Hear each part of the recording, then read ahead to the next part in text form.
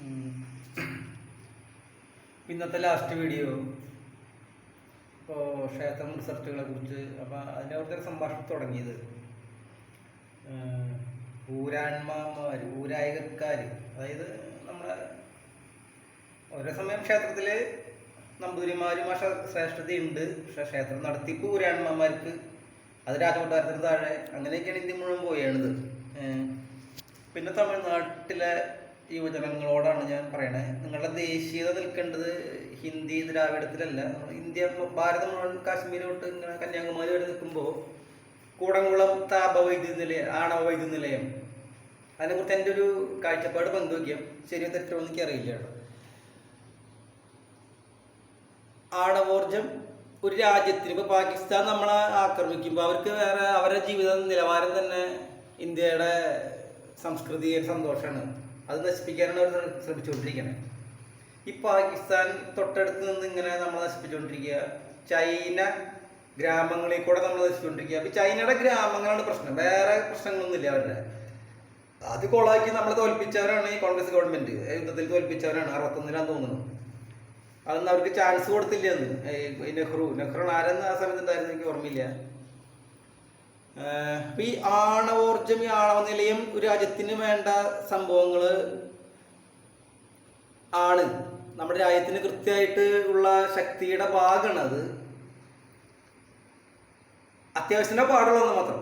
നമ്മളിപ്പോൾ അമേരിക്കയായിട്ടോ അല്ലെങ്കിൽ മറ്റുള്ള ടീമുകളായിട്ടോ ഒന്നും യുദ്ധത്തിന് പോകണില്ല.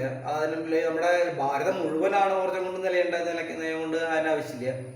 ആവശ്യത്തിനുള്ള ശക്തി നമ്മൾക്ക് ഉണ്ടാവണം, ആയുധങ്ങളായാലും ഈ ആണവോർജമായാലും. അപ്പം അങ്ങനത്തെ എഗ്രിമെന്റുകൾ ഈ 101 രാഷ്ട്രങ്ങളിൽ പോയിട്ട് ഇതുവരെ ഉണ്ടാക്കിയിട്ടില്ലെന്ന് തോന്നുന്നു മോദി. എനിക്കറിയില്ല ആൾ എന്തിട്ടേക്ക് ചെയ്യണമെന്നുള്ളത്. അതൊക്കെ ഇന്റർനാഷണൽ കാര്യങ്ങൾ അവിടെ നിൽക്കട്ടെ. അപ്പോൾ ഈ കൂടംകുളത്തെ ജനങ്ങളുടെ പ്രശ്നങ്ങളാ. പക്ഷെ ഈ കൂടംകുളം ആണവ നിലയത്തെ എതിർത്ത രാജ്യങ്ങളുള്ള ആൾക്കാരുണ്ട്.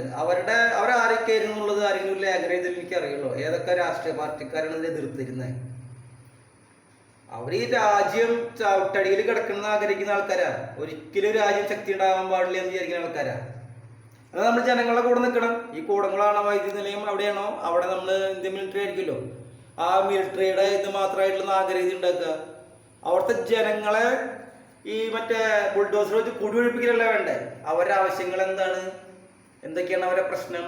അവരെ നല്ലൊരു സ്ഥലത്തേക്ക് എല്ലാ കുടുംബങ്ങൾക്കും നല്ല ജോലി കൊടുത്ത് പുതിയൊരു ഗ്രാമത്തിലേക്ക് മാറ്റി താമസിപ്പിച്ച് അവർക്ക് ഗവൺമെന്റ് ജോലി കൊടുത്ത് അവരുടെ ജീവന നിലവാരം ഉയർത്തണം അവരുടെ.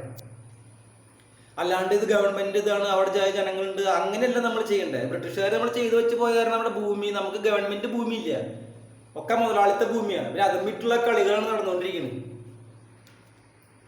അല്ലേ. ഈ 1950-ലാണല്ലോ നമ്മൾ സംസ്ഥാന സർക്കാർ രൂപീകരിക്കുന്നത്, 1956-ല്. അതിനു മുമ്പ് ഇവിടെ ഭൂമിയുടെ കംപ്ലീറ്റ് കാര്യങ്ങളും കഴിഞ്ഞു. അതാണ് നമുക്ക് നല്ലൊരു സിവിൽ സ്റ്റേഷനൊന്നും പഞ്ചായത്തുകൾ ഉണ്ടാവാത്തത്, നല്ല ഹോസ്പിറ്റലുകൾ ഉണ്ടാവാത്തത്.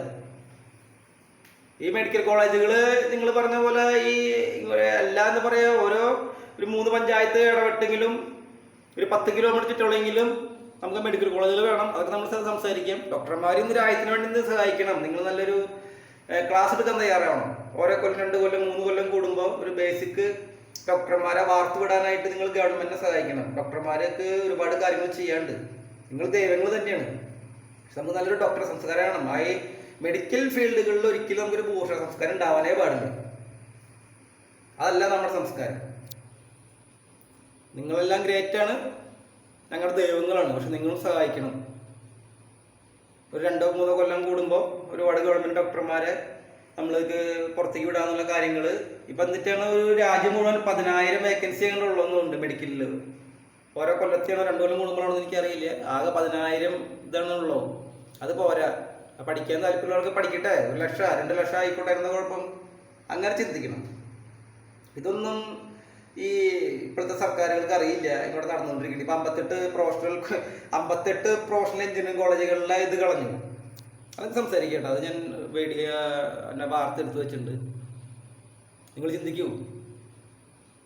നമ്മുടെ കുട്ടികൾ ഓരോ ഗ്രാജുവേഷനും എന്നൊക്കെ പറഞ്ഞിട്ട് ഓരോ സ്ഥലത്തേക്ക് ഫീസും കൊടുത്ത് പഠിച്ച് എത്ര കുട്ടികൾ ആ യൂണിവേഴ്സിറ്റിയിൽ പഠിച്ചിട്ടുണ്ടോ? ഈ വിദൂര സർവകലാശാല അങ്ങനെയൊക്കെ പറഞ്ഞ വിദ്യാഭ്യാസവും ഈ മെഡിക്കലും നിങ്ങൾ പറ്റിക്കാനോ ചതിക്കാനോ നോക്കല്ല. ഒരു സംസ്കാരം. നിങ്ങൾ വിദ്യാഭ്യാസം ഇല്ലെങ്കിൽ നിങ്ങളത് PSCയുടെ കാര്യങ്ങൾ കണ്ടില്ലേ?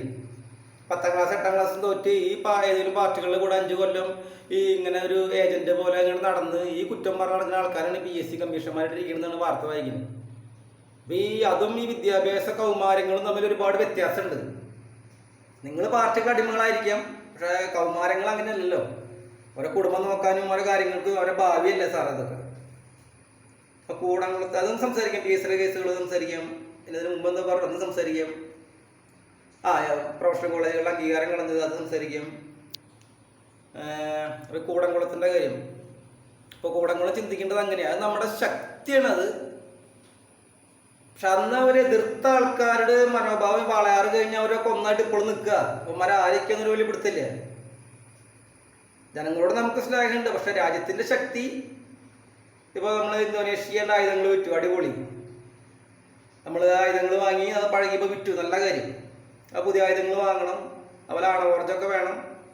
പക്ഷെ ആ ഒരു നമ്മുടെ നാടിനെ ആ നാട്ടു സംസ്കാരത്തെയോ അതിനൊരു സുപ്രഭാതത്തിൽ ബുൾഡോസർ രാഷ്ട്രീയം ഉപയോഗിച്ച് ഈ മറ്റേ അഭയാർത്ഥികളാക്കുന്ന രീതിയിലുള്ള ഒരു ഒന്നും വേണ്ട. അത് വളരെ ക്ലീൻ ആക്കുക. അവർക്ക് എന്തിനാ വേണ്ട, എല്ലാവരും ഗവൺമെന്റ് ജോലി കൊടുത്താൽ കുടുംബങ്ങളെയും ആ സംസ്കാരം ഉയർത്തുക. ആ ഒരു ചുറ്റുവട്ടത്തുള്ള ആൾക്കാരെ, കാരണം അവർ ജീവിതകാലം മുഴുവൻ ആണവോർജ്ജ പ്രശ്നങ്ങളുണ്ട് എന്നില്ലാണ്ട്. അപ്പം അവർക്കതൊന്ന് പറഞ്ഞു കൊടുക്കുന്ന ആൾക്കാരില്ല. പിന്നെ എന്നിട്ട് ആ ഒരു തമിഴ്നാട് മൊത്തം ഇങ്ങനെ നമ്മൾ ഒരു ചരിത്രം വായിക്കുമ്പോൾ ഒരു വിദ്യാഭ്യാസമുള്ള ഒരു EMS പോലെയുള്ള ഉണ്ടായിരുന്ന ഒരാള് ഈ ശിങ്കാരവേലു ചെട്ടിയാരെന്ന് തോന്നുന്നു, ബ്രാഹ്മണനായിരുന്നു തോന്നുന്നു. അവര് ആളും ബ്രിട്ടീഷ് ഗവൺമെന്റിനോട് സംസാരിക്കാൻ കഴിവുള്ള ഒരാളായിരുന്നു ശിങ്കാരവേലു ചെട്ടിയാർ. അപ്പം വിജയ് സാർ ഇതൊക്കെ ഒന്ന് ഓർമ്മ വയ്ക്കൂ. കൂടംകുളത്ത് മറ്റുള്ള എന്താ പറയുക, സാറിന് വിജയ് സാറിന് എല്ലാ സഹായങ്ങളും നമ്മൾ ചെയ്തു തരുന്നതായിരിക്കും അടുത്ത ക്ലാസ്സുകളിൽ. തമിഴ്നാട് സാറെന്ന് പ്രത്യേകിച്ച് കുറച്ച് കാര്യങ്ങൾ ഞാൻ പറഞ്ഞുതരാം.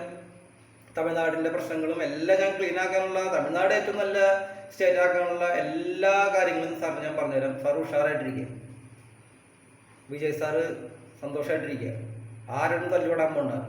തമിഴ്നാട് ഇങ്ങനെ ഒരു ദിവസം കൊണ്ട് ക്ലീൻ ആക്കാം, നന്നാക്കാം എന്നുള്ള ചിന്തിച്ചു കൊണ്ടിരിക്കുക. എല്ലാ സഹായവും നമ്മൾ ചെയ്തു തരും. വിദ്യാഭ്യാസ കൗമാരം ഒരിക്കലും നശിക്കരുത്.